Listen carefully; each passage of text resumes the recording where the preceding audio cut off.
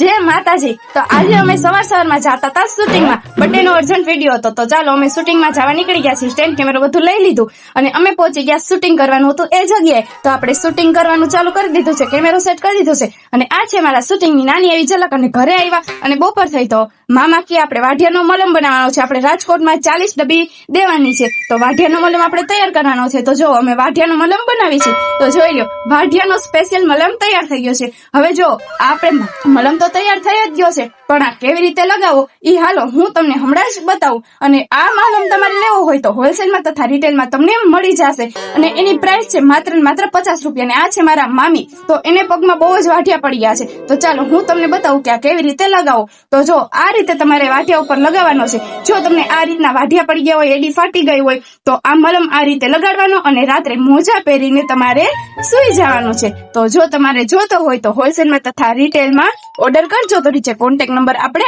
આપેલો જ છે। અને આપણે આ બધું કામ પતાવી લીધું ત્યાં તો સાંજ પડી ગઈ અને મામા કે હાલો આપણે દાબેલીનો પ્રોગ્રામ કરવાનો છે। તો હાલો હવે આપણે રસો બનાવી લઈએ દાબેલીનો। તો જો સરસ મજાનો આપણે વઘાર કરી નાખ્યો છે દાબેલીના પાણીનો, તો અસલ દાબેલી થાય છે કચ્છ જેવી જ। તો ચાલો મેં તમને બતાવી, જો આપણો રસો તો તૈયાર થઈ ગયો છે સરસ રીતે। તો હવે બટેકાઈ બાફાઈ ગયા તો હાલો આપણે બનાવી લઈ મસાલો। તો જો આપણે બધી પેસ્ટનો વઘાર કરી લીધો છે અને બાફેલા બટેકાઈમાં નાખી દઈ અને સરસ રીતે મિક્સ કરી લઈ એટલે આપણે દાબેલીનો મસાલો પણ થોડી જ વારમાં તૈયાર થઈ જશે। તો હવે જો આમાં મેં બાફેલા બટેકા નાખી દીધા છે અને હવે સરસ રીતે હલાવી નાખું એટલે થોડી વારમાં આપણો તો મસાલો તૈયાર થઈ જવાનો છે। અને મસાલો તૈયાર થઈ ગયો એટલે આપણે દાડમના દાણા, ટોપરાનું ખમણ, કોથમરી બધું જ નાખીને અસલ મજાનો શણગારી નાખ્યો છે હો।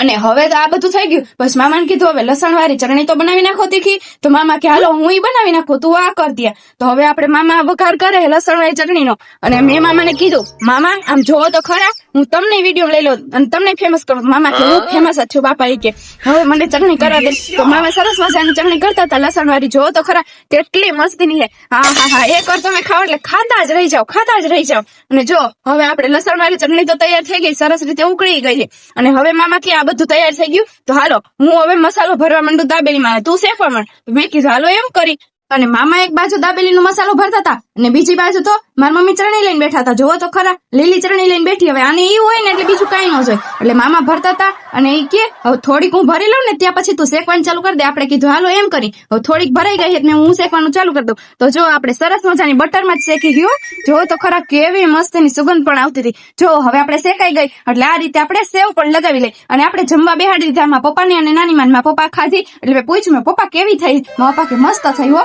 પછી આપણે બાને જમવા બેહાડી દીધા નાની માને અને આને ઢીંગો ને જમવા બેહાડી દીધા, પણ ઢીંગો મારે સેવ સિવાય કઈ ખાય નહીં। અને જો અમારો વ્લોગ તમને ગમ્યો હોય